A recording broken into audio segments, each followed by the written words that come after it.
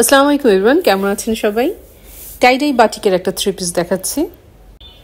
Peach and magenta কালারের একটা combination থাকছে অ্যান্ড এর উপরে সাদা কালার দিয়ে সুন্দর করে বাটিকটা করা আছে। এটা হচ্ছে লোয়ারের প্যানেলটা সামনের দিকে অ্যান্ড পুরো ব্যাক অ্যান্ড ফ্রন্ট পার্টটা এরকম হবে যেমনটা দেখতে পাচ্ছেন আপনারা।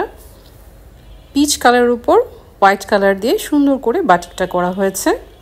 সাথে পাচ্ছেন সুন্দর একটা স্লিভসের পোর্শন, এটা সেপারেট দেয়া আছে অ্যান্ড এটা থাকছে প্যান্ট পিসটা।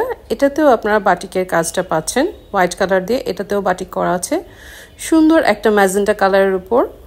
এই হচ্ছে প্যান্ট পিসটা।